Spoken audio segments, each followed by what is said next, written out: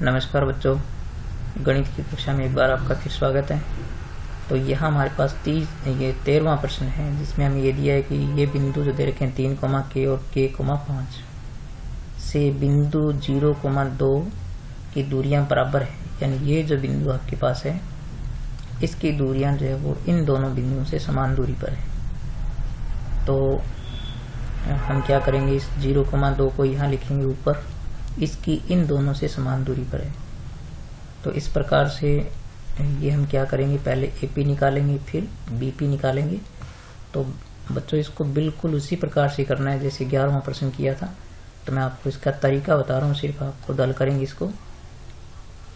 जैसे आप क्या करें, पहले निकालें AP, ठीक है। दूरी सूत्र से आप क्या ज्ञात कर लें, AP ज्ञात कर लें, फिर BP ज्ञात कर लें उसी प्रकार से।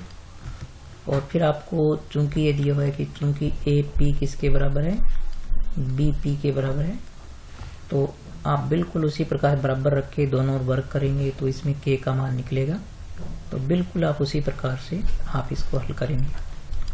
तो ये तीनों प्रश्न जो है बिल्कुल एक ही जैसे थे, 11, 12 और 13। अब हम यहाँ पर लेते हैं आपका 14वां प्रश्न।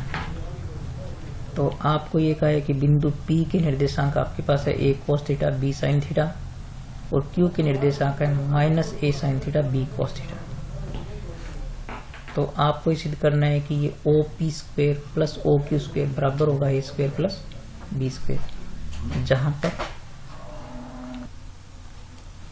14वें प्रश्न में हमारे पास है मूल बिंदु O, जिसके निर्देशांक होते हैं 0, 0, पे P बिंदु आपको दिया है A cos थीटा और B sin थीटा, और बिंदु Q दिया है -A sin theta, B cos theta.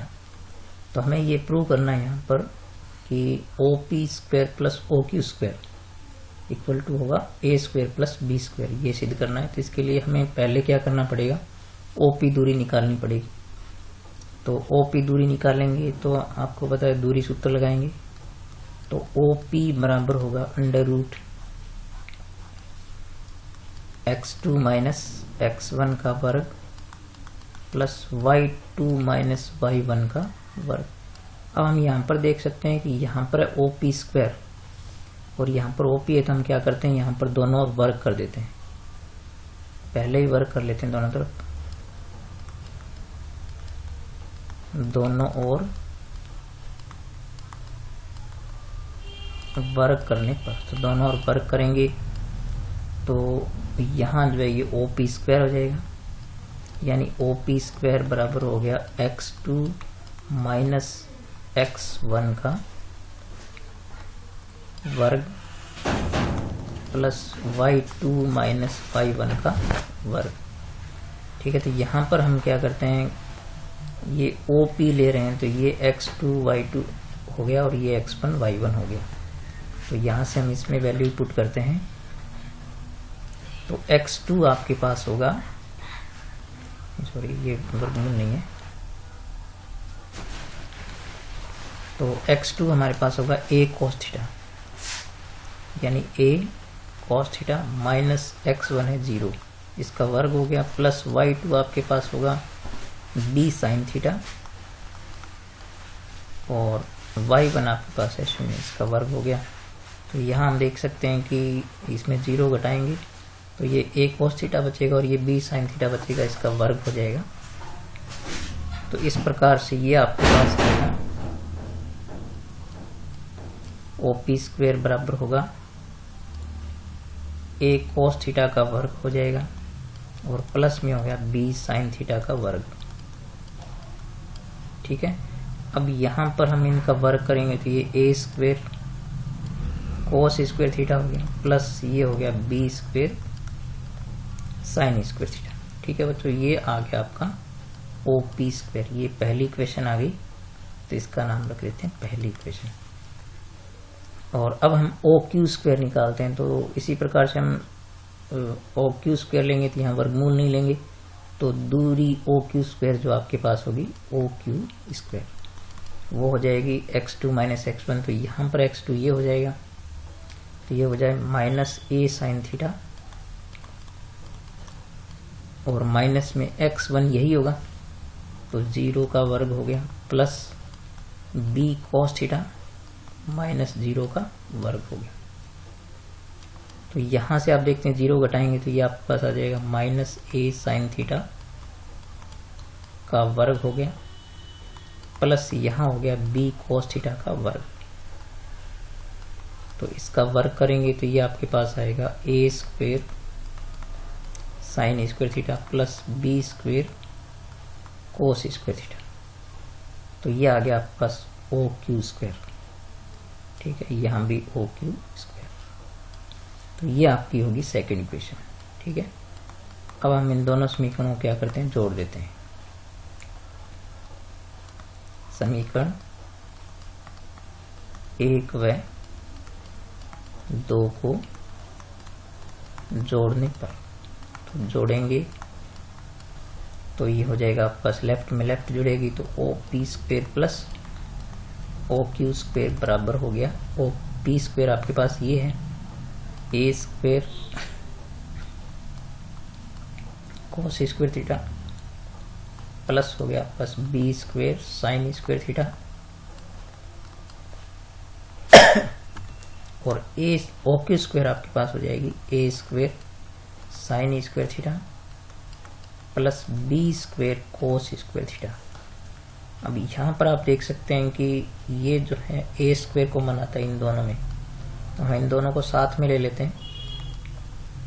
तो ये आएगा A square cos square theta plus A square sine square theta और इन दोनों में आपके पास है बी स्क्वेयर, तो इन दोनों को साथ में ले लेते हैं। तो ये हो गया B square sine square theta plus B square cos square theta. ठीक है बच्चों, अब इन दोनों में से कॉमन लेते हैं ए स्क्वेयर, तो अंदर यहाँ बचेगा कोस square theta plus sign square theta और यहाँ पर हम कॉमन ले सकते हैं बी स्क्वेयर, तो यहाँ बचेगा sign square theta plus cos square theta और ये sign square theta plus cos square theta आप जानते हैं 1 होता है।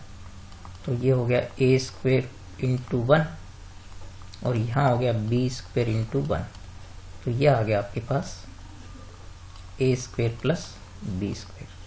तो इस प्रकार से ये आपके पास प्रूव हो गया कि O P square plus O Q square बराबर क्या होगा A square plus B square.